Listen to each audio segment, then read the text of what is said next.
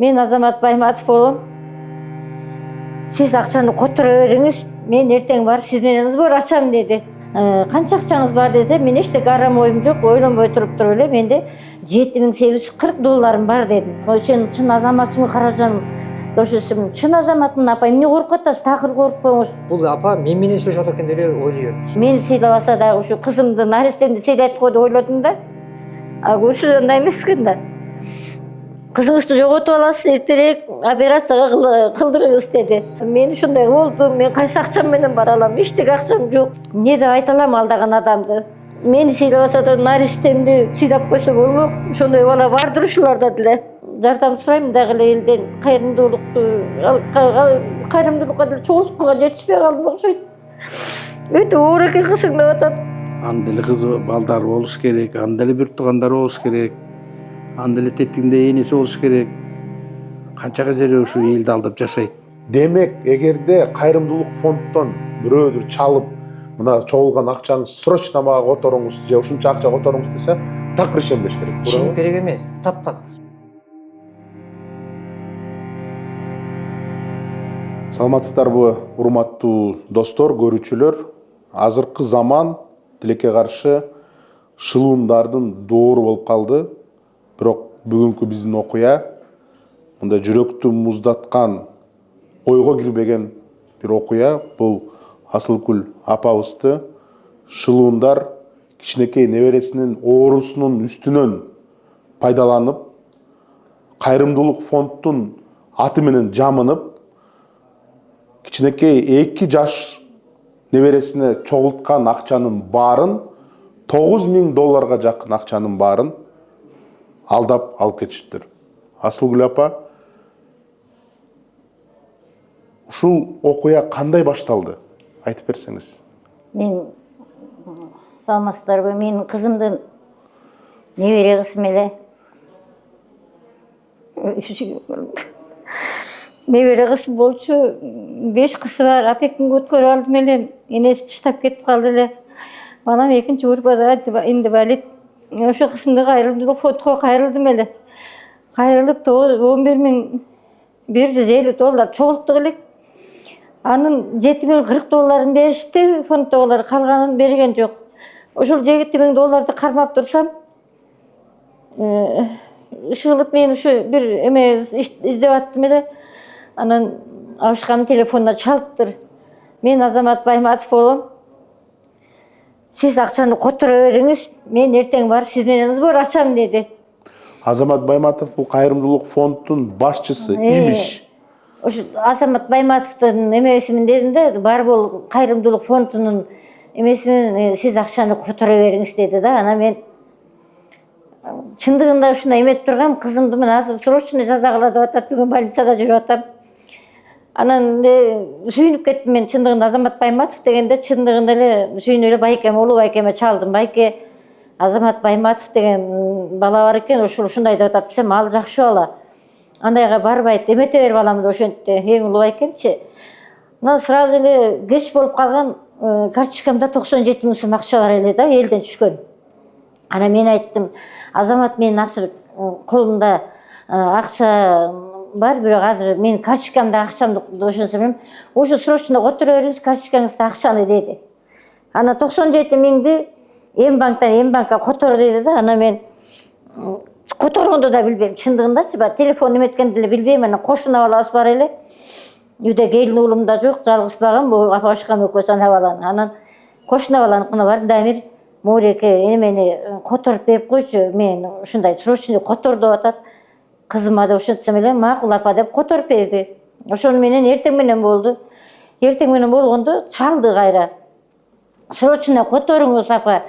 Канча акчаңыз бар десе, мен эчтеке арам оюм жок, ойлонбой туруп эле менде $7840 бар дедим. Десем эле, сразу которуңуз деп ошентти. Аны мен доллар боюнча чогулт деди эле, мен долларга алмаштырып тур деди эле деп ошентсем, жок, тиги сомго эле алмаштырыңыз деди. Анан келип эле сразу немеден Бакай банк тиги Байтүшүмдөн алмаштырдым акчаны. 600 000 алмаштырдым, 400 000 толтур акчаны алмаштырдым дагы сразу котордум, квитанцияларын кетирип аттым, шакылдат эле. Мен өзүм алып калып аттым. Ошону менен баягы акчам түгөндү. Анан бир күн айтты, мага качан сборго келесиң алдыңа кетейин, мага келбейсиң, Азамат Байматов болсоң кел балам, мага келип кызымды көр, кичине оорлоп атат, көргөнү көбөйүп атат. Ошентсем, апа мен бүгүн Индияга кетип баратам. Срочно Индияга кетип баратам, бир больной жеткирип баратам. Анан келгенден кийин барам деди. Анан мен макул, анда деп ошентсем, мен азыр болгон акчаны которуп туруңузчу деди. Дагы.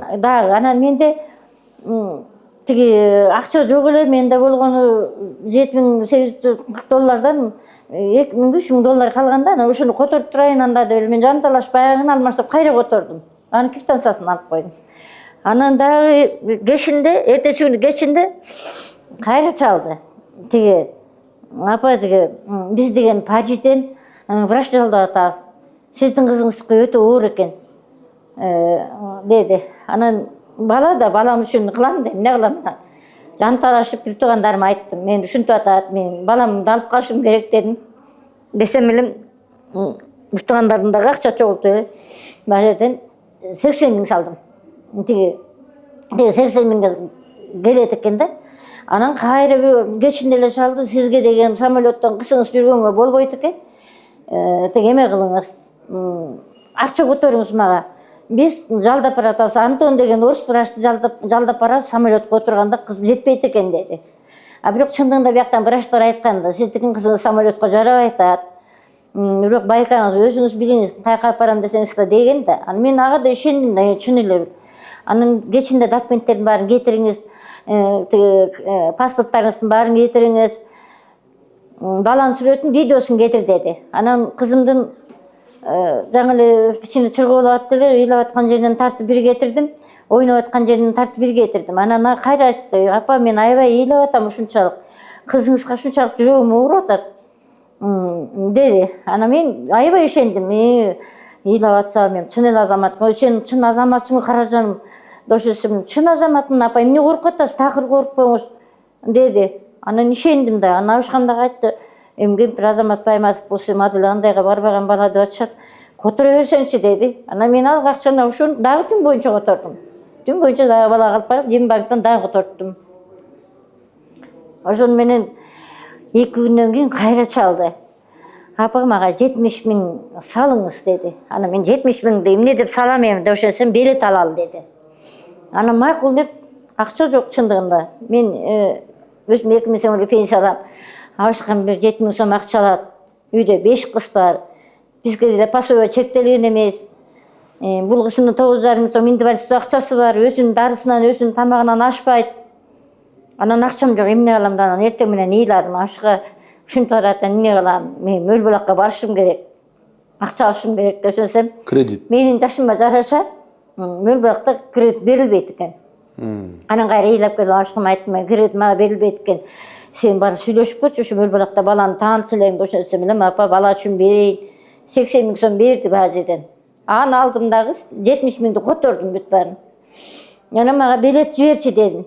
Анан билет жибер десем, 3 билет жибериптир. Мындай кармап эле, мындай кадыр экен мененчи. Анан 3 билет жибербегенде эле мен иниме көргөзсөм айтты, ал Москвага кызына учуп барып турат да. Анан айтты, ой эжеке бул деген таза билет эмес бул деген, сиз алданып атасыңар, силер эмеге түшүп турсуңар деди. Анан мен айттым, жок Азамат Байматов деген бала экен, бул жакшы бала деп атат. Мен өзүм барып жолугам. Десем эле, эжеке тилимди албай атасыңар, алдандыңар деди баа жерден. Анан кайра айттым, бул билет окшошпай атат деп атпайбы элдер турсун, эл айтып бербей апа, эртең 15 күнү кечинде келгиле. 16 күн таңкы саат 6:30 учабыз деди. Загранпаспортты срочно алгыла деди. Мурун срочно алдым, 10,5 калдым. Сразу срочноға 10,5 экен, абышкама өзүмө балам алдым. Үчөөбүз калдык. Алдым да ошентсем эле, анда болду, анда алсаңыз. 15 күнү келе бер деди. Анан баягы кичинекей чемоданды алып алып, керектүү нерселерди алып алып, баламды алып алып, бир жерге кыз аскерде сиңдим турат, аныкына келдим. Келип эле кечинде чарчап келип, кызымды уктатайын деп атсам эле, звонок келди. Карасам, тиги Азамат Байматов чыкты да, эмеси сүрөтү менен чыкты. Анан чыгып эле айтты, эме деп. Тиги 120 миң сом табыңыз апа деди да. Анан мен айттым, түнкү саат 9 болсо, мен эртең 6:30 учкан алсам, мага ким берет алдың эртең 120 миңди дедим. Анан ошол менен экөөбүз кичине кыжылдаштык, сиңдим кыйкырып өкүрдү. Мына эчке силер ай сукпайсыңар, силер балекетке кабылып турсуңар деди. Анан ой ушинтип эле астына эле жаман нерселерди ойлой бересиңер. Мындай эме кылбайсыңарбы, жакшы нерсе ойлобойсуңарбы деп мен аларды күнөөлөдүм да. Ошонусу менен эртең менен 6 өттү да жок да. Анан ага чалсам албай койду. Анан кайра өзү жазды. Үй менен сүйлөшпөйт да, жазуу менен эле. Өзү жазды, тег эме депчи. 60 миңди мен таптым, сиз 60 миң табыңыз.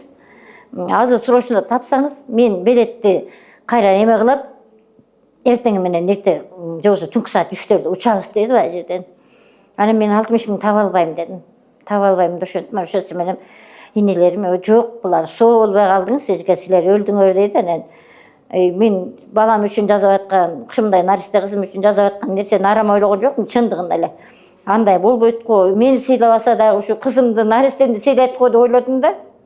А көрсө андай эмес экен да. Ошон менен калып калдым, ошентип анан УКМКнын балдарын алып барам деп эле бир балдар алып барышты. Чындыгы анан алып барганда эле УКМКнын балдары кабыл алды, сразу эле кабыл алып эле Алишер деген тергөөчү баланы алып келишти.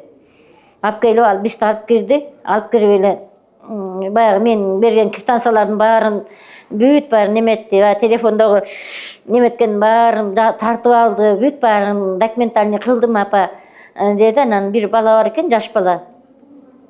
Мен ушундай ыйлап отурдум эле, анан апа сиз ыйлабаңыз, сен азыр кетесиз, мен такси чакырып койдум деди. Такси чакырып койдум, азыр деп эле мага 6 миң сом акча берди. Биздин жардам кызыңызга барганда сүт алып берип койду. Алла разы болсун, каражаным, рахмат, ишиңерге да ийгилик, силердин дагы эмне кылайын деп ошентсем элем. Ыйлабаңыз апа. Эгерде түрмөчүлөрдүн колуна түшүп калса, биз кайтып беребиз деп айта албайбыз. Эгерде башка адамдар неметип калса, аракет кылабыз деген да. Мына андан бери 1 айдан өттү, эч бир аракет жок, эчтеке жок. Бир күндөрдө Алишерге чалсам такыр албайт, күндө албайт. Анан бир күндөрдө алды. Анан Алишер алдың айтайын, мен эмне болдум, ушинтип эле кала беремби? Менин кызым оорулуп атат, алып кетишим керек болуп атат десем, апа, мен сизге азыр Нарындын прокуратурасынын бир баласынын номерин берем, сен ошол барга барасыз деди. Анан мен кайра айттым, мен прокуратурага мен өзүм эмне үчүн барам, мен сотко берип атсам, мен чакырып алышпайбы өздөрү, эмне болдуңуз апа, эмне кылып атасың деп айтышпайбы мага дедим. Десем эле өчүрүп салды, албай койду ошоюнча, такыр ошоюнча албай атат, азыр деле албай атат. Анан же алардан жооп жок, айлам кетти, анан силерге кайрылууга туура келди. Эмне кылайын, бүгүн больницадан өтүп жүрөбүз. Кызыңыздын тамыры жабылайын деп калыптыр, 2 сантиметр эле. Срочно операция кылыңыз, же болбосо барам деген жагыңызга эртерээк барыңыз деп атат. Же болбосо биз операцияга 1-күнү жат деди. Үйдө 4 кызым бар, караган кишим жок. Аларды алып барып бир жерге табышташым керек. Келин уулум жок колумда. Келиним кетип калды. Уулум болсо жанагындай майып өсүп эчтеке кылганды билбейт. Ошонун эмне кылам? Бүгүн ошо врачтар ошентти. Мурда кичине жоонураак болчу эле, кан эметип атчу эле. Азыр 2 сантиметр калыптыр. Кызыңызды жоготуп аласыз, эртерээк операцияга кылдырыңыз деди. Же болбосо барам деген жагыңызга эртерээк барыңыз деди. Ал жерге да ыйладым. Мен ушундай болду. Мен кайсы акчам менен бара алам? Эчтеке акчам жок. Бара албай атам дедим. Апа, кызыңыз эмне менен ооруп атат? Кызымдын жүрөгүндө 4 тешик бар экен да. Ал 2 тешик кичинекей чоңойгон сайын өзү бүтөт деди. 2 тешигим болсо эт менен жагат экен. Андан тышкары жана бул бизде күрөө тамыр бар го, ошол күрөө тамыр кичинекей кезинде бул ыйлабай түштү да. Ыйлап түшкөндө ошо күрөө тамыр ачылат экен дагы, кан тамыр, кан айланышы жакшы болот экен. Бул багыштыкка ачылбай калыптыр да, ыйлабай калчу. Анан мурда 6 сантиметр деген да, жакшы экен деген да. Азыр 2 сантиметр калыптыр дейт. Сиз деген кызыңызды айта албайбыз. Өтө оор кызыңыз дейт. Көгөргөнү көбөйүп атат. Ыйлаганда жок болуп кетип атат. Анан эмне кылам, мен кайсы акчам менен барам дедим. Ушундай иш кылып алдым мен. Түшүнбөстүк кылдымбы, же билбештик кылдымбы, алдандым дедим. Алдандым ошого. Эмне деп айта алам алдаган адамды? Каргайын десем, мага окшош энеси бар, энесин каргай албайм. Балдарынан каргайын десем, менин балдарымдай балдар бар, айта албайм. Ошол алдаган өсүп алсам, ошого жетсин, эмне кылам ошо алдап алган кишиге. мени сыйлабаса да наристемди сыйлап койсо болмок. Ошондой бала бардыр ушуларда деле. Менде энеси бардыр. Ушул Алишер Азамат Байматовмун деп чалганда бир видеосун көрүп бир текшерип койгон жоксузбу? Ушуну айтпайсың Даразаным. Ушуну текшерип коюп отурмун да мен да аябай ушундай эмне болуп кеттим билбей калдым. Өзүмдө шайтандым болдумбу. Ошондо деле видео азыр кайра айтат да, видеосу менен чыкпайсызбы? Аны эмне үчүн анткен жоксуз деди. Ошону айтсам деле болмок, ошону кылсам болмок, бирок ошону кылган жокмун чындыгында. Калп айта албайм. Эчтеке айткан жокмун. Сал дегенде эле сала бердим да. Мен баратам мынакей деди. Бир күнү чалды, мен баратам. Токмокко жетип калдым апа. Токмокто бир больноюм бар. Эртең Индияга узатма келем деди. Анан кайра эртеси күнү чалды, апа Индияга кетме, жок, тиги Турцияга кетме болдук. Президенттин бир эмеси бар экен, апасы. Президент аны үчүн жаманбайт да. Президенттин апасы бар экен. Апасы эмес, мындайраак туугандары бар экен. Ошону менен мени ала кет деп атат. Сизди ала кетме болдук. Сиздин билетиңиздин акчасын президент төлөп бермей болду деди. Биздин президент Садыр Жапаров айтып атабы? Садыр Жапаров айтып атат да, ошо төлөп бермей болду. Сиз ошо менен кетмей болдуңуз. Сиз даярдана берсиз. Анда да даярдандым да мен. 9 даярданды, жок, ал күнү да алдады, 12 даярданды. Мен ошондо да жалкыбаймбы? Мен ошондо деле ишеничтин мындай ишенбеген адам болбоймбу? Мен эмне болдум билбейм балам, иши кылып. Бирдеме болдум окшойт да, бир кызым үчүн жан жазаганга туура келип калды да, бүт баарынан ушу макул болуп ушу кызымдын жанын алып калсам деген ой болду менде. Бирок эмне кылайм? Андай ишке ашпай калды. Мына сиз айттыңыз, шылуун сизге чалганда кызыңыз оор экен деп, бирок бир да жолу келип көрбөй. Эчтеке. Кантип билип койду оор экен? Ошо суроо келген жокпу башыңызга? Жок, эме деди да, мага документтерин кетир деди да. Эме заключениялардын баарын кетир деди. Мен баягы түшкөн рентгендин баарын тең, жүрөккө түшкөн кагаздын баарын тең, төлөгөндөгү кагаздын баарын тең, ушунун баарын тең кетирдим да, баарын кетирдим. Андан кийин чалды, эмелериңизди кетир депчи, жанагы бир паспорттарыңарды кетиргиле, загранпаспорттарды алдыңыздар, алганбыз, ошондон кетириңиз деди.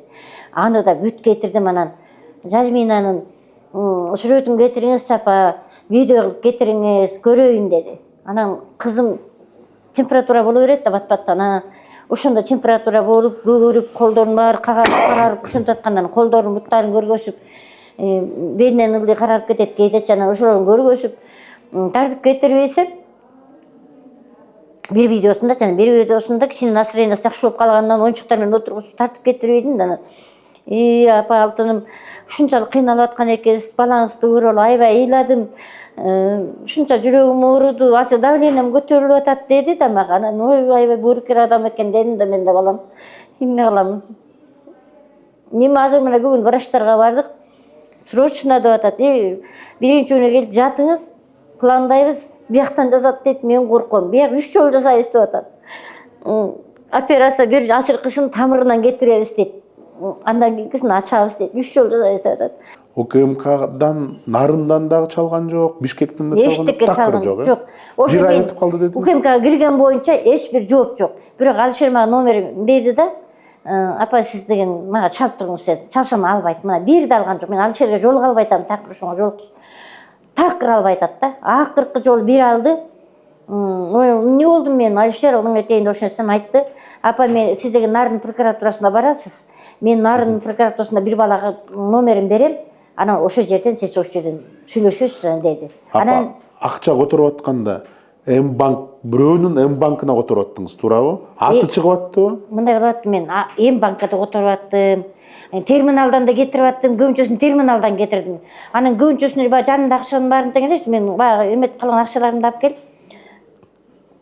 балдарга мындай без эмелечи мындай телефондон эле которуп коюп аттым да. Телефонго ошондо бир ат чыгып аттыбы? Ошондо Сыргабек деген баланын аты чыгып атты. Сыргабек деген. Сыргабек эме деди да, тиги апа азыр бул номерди жазсаңыз деди, жазып эле кетирсем эле Сыргабек деп чыкты. Анан мен кайра чалдым. Эме экен, Мегаком экен. Анан бул бала деген Сыргабек чыгып атпайбы, Азамат сен эмессиң, мен чочулуп атам десем, мен собранияда отурам, коркпоңуз, которо бериңиз деди да. Анан мен которуп салдым. Ошону тергөөчүгө айттыңызбы? Айттым, бүт баарын айтып бердим. Бүт баарын жазып алды, бүт баарын эметти, баягы квитанциямдын баарын берген болгон, квитанциямдын неметтим, тиркейди өзүнө. Андан тышкары телефондо жүргөн, эметкен эмемдин баарын тартып алды өзү. Бүт баарын тартып алган. Ушу бир кечинде биз ушу 6-да барганбыз, мен 10-да чыктым да ошол жерден. Эми апа, бул дагы Алла Тааланын бир берген сыноосу окшойт. Мен ойлойм, жаратканым баарын таразалайт, жазасын берет, сизге күч кубат, анан азыр сиз бир кайрылуу кылайын деп аттыңыз эле. Менин азыр кызымды срочно алып кеткиле деп атат.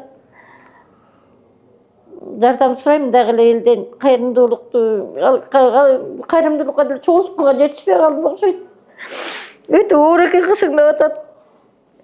Тамыры бүт өлүнөт, билбейм биз деген сиздерге бүгүн же эртең деп айта албайбыз, бирок убакыт тар калыптыр деди. Кызыңыз өтө кыйналып турат деди, мындай эметпеген менен. Кетем жагыңызга жегесеңиз эрте кетип калыңыз, каражатыңыз жетишсе дейт. Каражатым жетишпейт дедим, эчтекем жок менин азыр дедим. Эгерде кетпейм десеңиз бияка эле бериңиз деп, бияка бергенден коркуп атам. Бияк 3 жол жасайм деп атат. Каяка алып барып, каяктан операция кылыш керек? Мен ошо жана биринчи сборлорун Турциядан биздин врачтарга эмеге кетирген да. Кетирсе алар айтыптыр, биз бир эле 2 операция, 3 операция болот негизинде. Бирок бир чыкканда 2 операцияны бир жасап чыгабыз. 2 тешигин бүтөбүз, анан жана тамырына стенд коюшат го, тем ушундай коюп чыгабыз. Экинчи операциясын дагы айтабыз деген да. Анан канча доллар экен десем, $21,500 деген. Договорум дагы эле турат ошол договордо эле. Kızım olsa 2 yaş 1 ay oldu. İçine keyinde yüreğine doğrup bundan kazıklığa çeyin. Yemeğe olalba jüresi de. Buna hem darlaş gerek bolup. Yani öz için karajat çok bolup da bu üstü yemeğe olganda. Anam gayrımdı, elimin gayrımdı degen emifon varken oşoga gelgenmiz. Azamat Baymatovga. Şunu birdeme olup kızыбызды айыктырып алабызбы деген ой бар. Кантип алданып калдыңыз? Бир номерин текшерип, бир видео чалып, бир интернеттен карап койсо болот беле? Ушул Азамат Байматовго тиешеси барбы, номери жокпу? Болмок. Бул менин телефонума чалды да. Мен Азамат Байматовмун деп. Анан видеодон кызды көрдүм. Анан аябай боорду, жардам бергим келди деп ал ушинтти да. Анан мен бул кемпирге бердим телефон номерин. Чалып атат Байматов, как раз биз издеген Байматов. Издедиңиз беле? Байматов экен деп мен деле билген жокмун да. Анан буга берсем, анан бул сүйлөшөт, анан небереси да. Өзүнүн небереси, анан неберемен эчтеке аябайм, ушуну айыктырып алам деген ой менен бул алданып калды. Биз деле ойлокту да, эми ошо эки муну видеодон көргөндөн кийин деле тиндей мындай жокко депчи.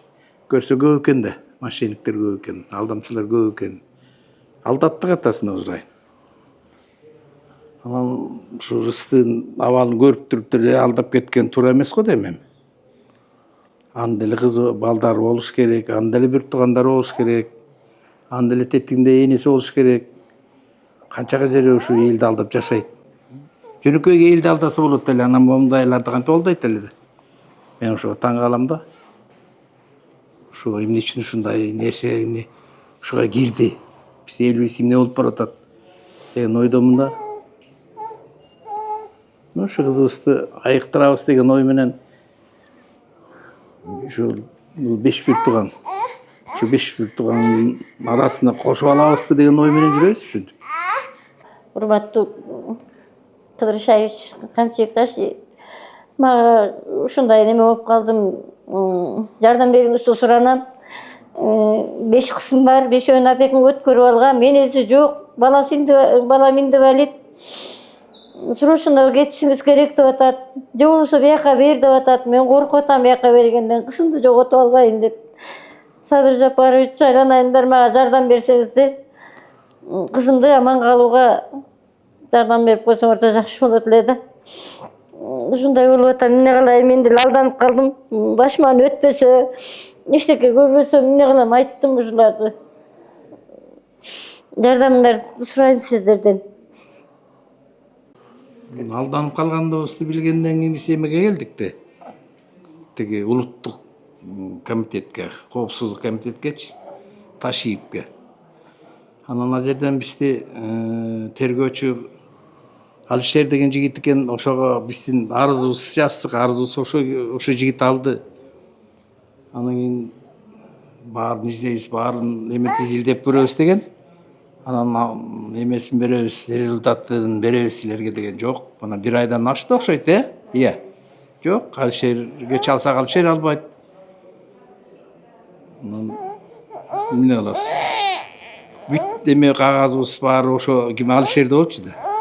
Квитанцияларыбыз, арызыбыз эмгиче жооп жок ошо. Ошо Ташиевдин карамагында иштеген адамдар ушуну жазаса, анан башка эл эмнени кылат? Биз ошолорго ишенип атабыз да. Ушул кишилер таап берет, бизди эметет деп. Анан булар билбейм кандай булардын эмеси кандай экенин. Мен аябай эметти ишендим эле да ушу Ташиевдин командасына. Бир заматта эле таап чыгат, сууруп чыгат деп. Жок. Эмгиче таппай атат. Же иштегиси келбей атышабы? Карапайым адамдар ушинтип алдап койсок болот. Бир арыстанат, 2 арыстанат ошо менен келбей калат дейт го дейм да. Ташиевдин өзүнө жете алган жокпуз чынында.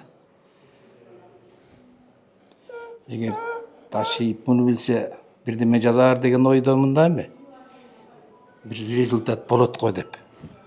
Асылгүл апабыз укук коргоо органдардан чындык таппай эркин журналисттерге кайрылды. Биз ойлойбуз ушул биздин видеону көргөндөн кийин УКМКнын төрагасы дагы, башкы прокурор дагы кандайдыр бир чара көрүп, ошол шылуундарга дагы бир чара көрөт. Анткени башка дагы биздин апаларыбыз, биздин балдарыбыз алданып ушундай орун үстүнөн шылуундар акча тапканга бөгөт коет деген чоң үмүттөбүз. Жанымда чыныгы эми Азамат Байматов, ушул Азамат Байматовдун атын жабынып алып, шылуундар жана апабызды алдап кеткен.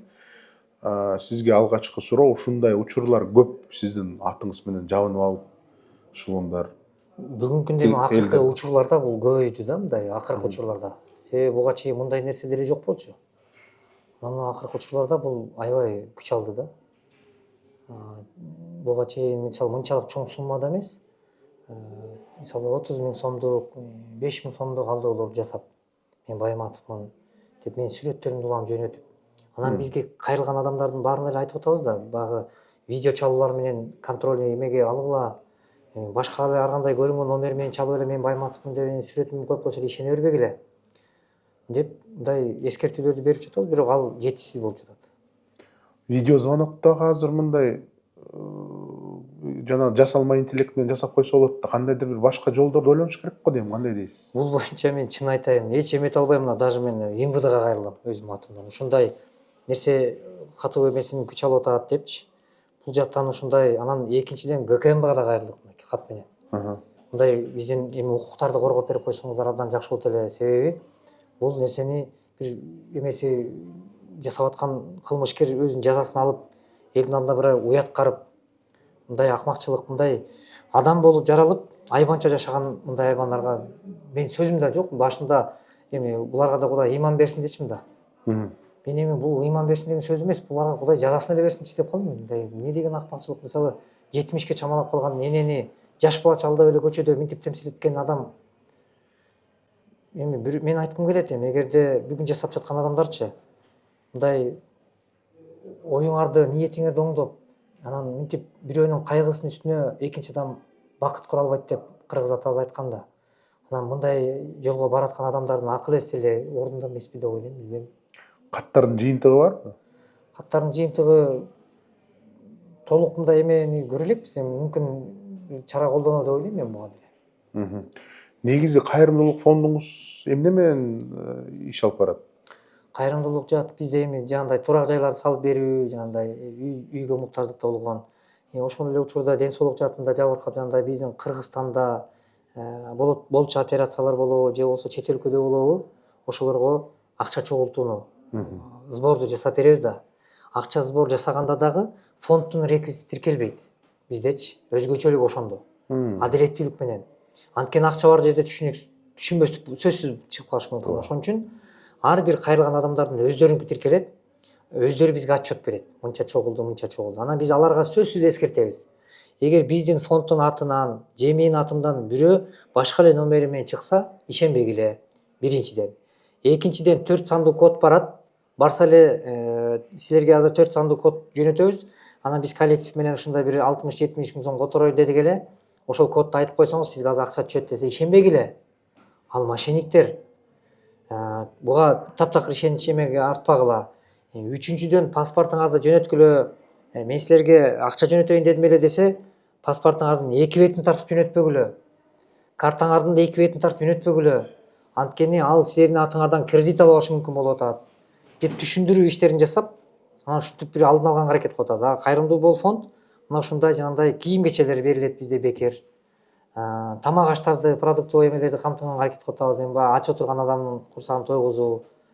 Эми ушундай сыяктуу иштерди жасап, эми баягы сооптуу ишти жасап өзүбүзгө таандык сооптуу болойлу деген түшүнүк менен бул иштер жүрүп келет. Демек атыңыз белгилүү экен. Мен сураган себебим ушул жабыркалангандын номерларын каяктан алып атат булар, телефон номерларын? Бул номерлерди мисалы бизден YouTube'дан, каналдардан бизден эмелер чыгат да, видеолор. Вот ошол жерден алышат. Анткени биздин номер тиркелбейт да ал жерде. Ооба, ошону айтам. Ар бир кайрылган адамдын өздөрүнүкү тиркелет. Анан бул апанын номерин каяктан тапканын мен билбейм, чындыгындачы. Видеосу чыккан эмес беле? Бизден чыккан эмес бул апа. Биз мындай отпайбы, бул апа мен баягы укканда ишенген жокмун бул апага делечи.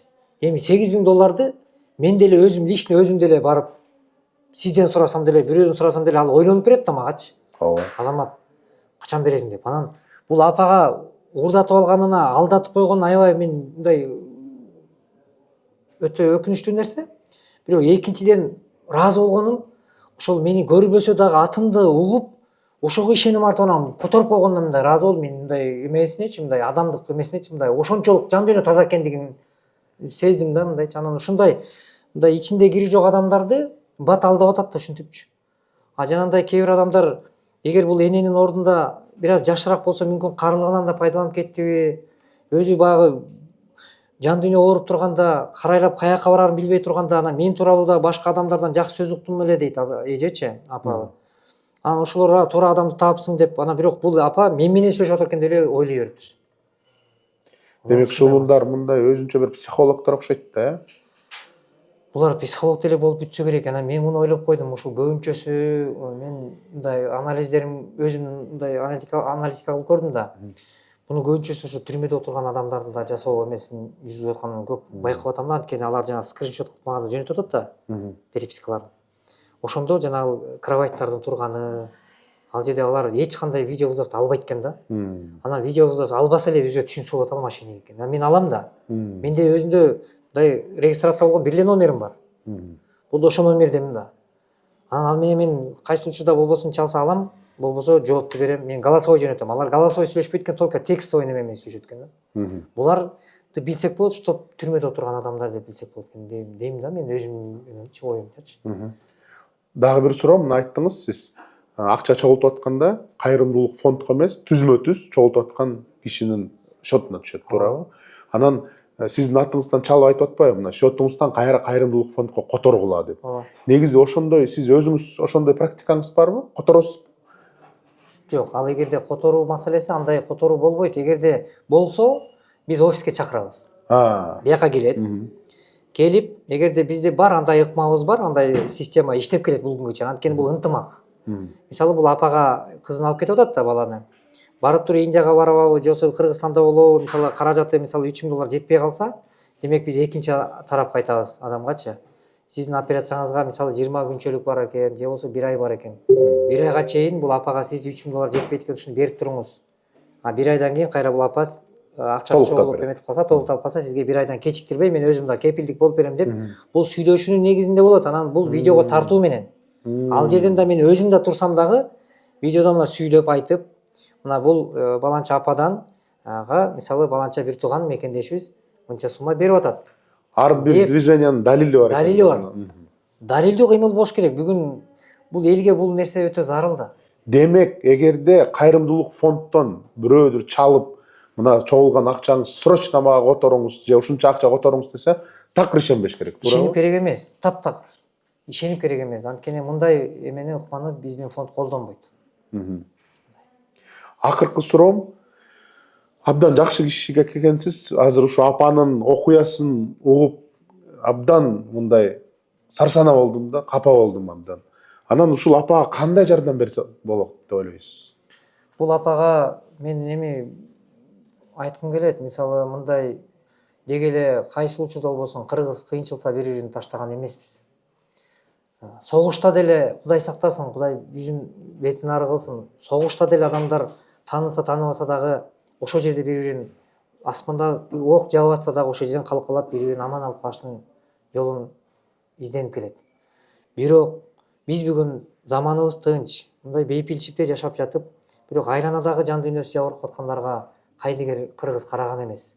Бул апаны деле колубуздан келишинче бүгүнкү күндө деле ушу маалыматтык колдоолорду көбүрөөк алып, ушу колуна кызын көтөрүп алып, жолдош экөө ушул жашында баягы карыганда берсин мээнетти, эмени жашыңда берсин мээнетти, карыганда берсин дөөлөттү дейт.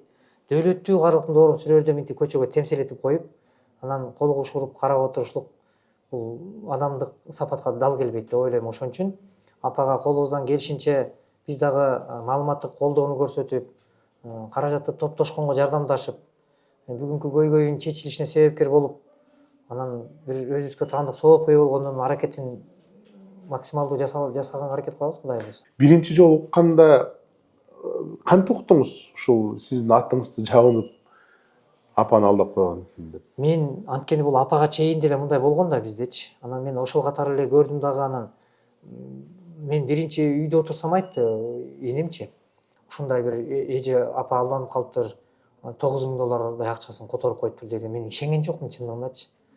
$9,000 кандай которуп коет? Ал жөн эле которо бердиби ал? Мен ишенген жокмун. Анан кийин келип апага жолугуп, апа менен сүйлөшүп отуруп карасам, чындап эле которуп коюптур да. Мен ошондо ишендим да. Анан бул жерде мен дагы апаганы го эми жаш курагынан мындай карайлап тургандан пайдаланып кетиптир деп түшүнсөк болот. Бирок мен азыр да туруп айткым келет. Баягы кыргызда жакшы сөз бар да. Өзүң сак бол, коңшуңду уру тутпа дейт. Биз биринчи өзү сактанышыбыз керек деп ойлойм да. Сактанып, карап, мындай кичине анализдеп, эме кылбасак, кадам кылбасак. Бүгүн мисалы эртең тиги камчыбек Кызыршай үстүндө эле сүрөтүн коюп, мен ошо мен иштейм десе деле боло бербейт да. Же кээ бирлер мен башында мындай болчу да, бир тууган. Кээ бир жанагындай аты чыккан адамдар менен сүрөткө түшүп коюнсуң деле мындай кичине нары түртүп кабыл алса, мен жаман көрүү, жек көрүү болчу да менде. Эми таза мындай текебирленип, анан таза жылдыз оору менен ооруп алган окшойт деген түшүнүк болчу. Бүгүн ошол нерсе менин башыма келди. Эми мен кээ бир жерлерге барганда Азамат байке сүрөткө түшүп койчу десе, түшкүм келбей калды чындыгында. Тиги мындай түшүнүп кеткен да. Мен менен сүрөткө түшүп алып туруп, мен Байматов менен чогуу иштешем дешет экен. Кандоспуз мына. Мен жакынмын, мамилем аябай жакшы дейт экен. Эми бул нерсе дагы бир маселе жаратты да. Эми ушундай учурлар болот экен. Эми кээ бир жерлерге барганда ыңгайсыз болуп калат экен, мындай күмөн саноо ужечи. Ушундай эми жагдайлар ушундай болот. Анан эми канча дагы Кудай адамдар баарыбызга ыйман берсин, Аллах Таалачы. Туура жолдон адаштырбасын. Бирөөнүн мээнетин жеп, анан мынтип жыргап кетем деген түшүнүктө болгон болсо, ошол ниеттен кайткыла деп айткым келет. Балким бул эфирде дагы сөзсүз ушул кадамга барып аткан адамдар көрүп аталар. Анткени көрүп, ошол видеолорду көрүп аткандыктан видео чыгаруу менен сразу байланышка чыгып атат. Алар сөзсүз көрөт деп ойлойм. Бирок бул адамдын бул бүгүнкү күндөгү эгерде мындай заявление жазылып, эртең кылмыш эмесине тартылып, анан адамдын сотунан мындай бир аны кенебестик алып, же адамдык соттон коркпой турган болсоңор, Кудайдан сотунан корккула. Адамдын сотунан качып бул дүйнөдөн кутулуп кетишиңер мүмкүн, бирок Кудайдын сотунан кутулбайт экениңерди эсиңерден чыгарбаш керек. Ошон үчүн биз эсибизден чыгарбаш керек. Ошон үчүн Кудайдын жазасы болсо, ал өтө маселе жаратат, бир тууган. Ошон үчүн мындай кадамдарыңардан, ойдон биз таптакыр алыс болушубуз керек. Мен аябай бир өтүнүч катары айткым келет. Ушундай нерсени сиздерге да ыраазычылык билдирем. Мындай нерсени дагы баягы жалгыз адамдын колунан эч нерсе келбейт экен. Биз колдон келген буту жеткен жерге барып атабыз. Бирок буну жаап ала эл жапатырмак аракет кылып бир эмени жойбосок мүмкүн эмес экен бул. ооба. Анан мындай акмактардын бардык ыкмаларын колдонуп атат буларчы. Мен билбейм булар кандай адамбы, адам эмеспи, булардын түшүнүгү кандай. Мен таң калганым болуп атат да. Бир бизнесмендин акчасын ушинтип алдап атса дагы эми алар бизнес кылып атып, ал мейли ал эч нерсе эмес деген түшүнүккө келесиң да. Ооруп өмүр менен өлүмдүн алдында жаткан адамдын алдындагы ашын эмес, аны эптеп жан сактап калайын деген дарысына тартып алып коет атпайбы буларчы? Анан мындай унчалык немеге барып аткан адамды мен адам катары деле мындай эсептеш кыйын го негизи.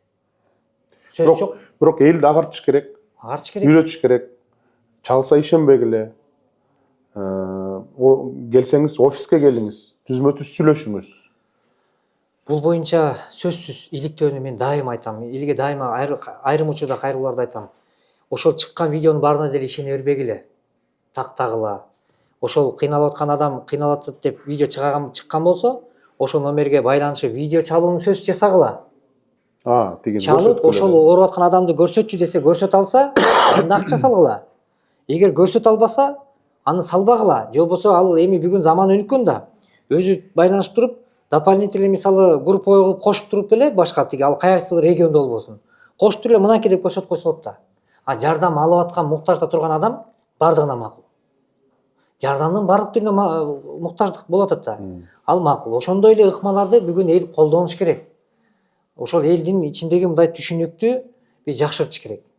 Ошондо бул нерсеге бөгөт коюлат деп ойлойм. Анан негизгиси мен бул жерден дагы мындай аябай бир өтүнүч катары мындай Камчыбек Кыдыршаевичке деле мисалы мындай кайрылат элем дегер мени кабыл алса деле бул боюнча толук немелерди камтып айтып өтүнүч катары, анткени бул кичинекей көйгөй катары көрбөш керек муну. Бул чоң көйгөй. Бунун аркасында мындай энелер башына мээсине кан күйүп өлүп калышы мүмкүн эртең. Анын баласын ким карайт мисалы? Мындай удар аябай болуп атат да негизи. Анан бул өтө эле чоң удар бир үй бүлө үчүн. Буну кимдир бирөө кичинекей эле көрүп коюшу мүмкүн. Бирок айрым үй бүлө үчүн бул өтө чоң көйгөй. Анан буну мүмкүн болушунча мындай мамлекеттик өкмөттүк деңгээлде мындай чоңураак көз караш менен карап, бийиктен карап, анан маселени чечип, мындай адамдарды эми мен ойлойм жөнөкөй эле таап койсо болот. Ал М-банкка которду, ал М-банк кимге таандык? Чыгат. Ал азыр каерде туруп сүйлөшүп аткандыгын аныктап коюшлук мүмкүнчүлүгү бүгүн бар да. Чыгат ал. Бизде бүт телефондор турат. Мен азыр каерге келип көрсөтүп бер десем мен барып көрсөтмө бергенге даярмын. Мына ушуну аныктап туруп, тактап туруп, анан эртең аны кимге которулду, ал кайсыл жерде мындай кайсындай телефон маркасын көтөрүп жүрөт, бүт чыгат да бүгүн. Чыгарып туруп эле элдин алдына алып чыгып туруп, мындай уяткарып, жүзүн көрсөтүп, анан ага мыйзам чегинде бир чара колдонсо, менимче аябай сонун болмок, башкага үлгү болмок, бул тыйылмак. Бул андай жазаны булар албагандыктан бул күнүнө болуп жатат. Туура айтасыз, мен дагы сизге кошулам. Өкмөт башчысына, мамлекет башчысына, ОКМКнын башчысына ушул мен ойлойм Кыргызстанда 3 бир чоң көйгөй бар. Ошону мындай мамлекеттик масштабка, деңгээлге алып чыгып, ошо менен күрөшпөсө болбойт. Бул биринчиден шылуундар, экинчиден синтетикалык баңгизат, негизи баңгизат, үчүнчүдөн үй бүлөлүк зордук зомбулук. Абдан мындай курч болгон маселелер, мен ойлойм ошону эң биринчи орунга коюп, ошо менен күрөшүп жойбосок, мындай улуттук коопсуздугуна шек келтирген нерсе деп айтса болот деп ойлойм. Сизге чоң рахмат, ийгилик. Буйруса биздин мамлекет башчыларыбызга жетер деп ойлойм.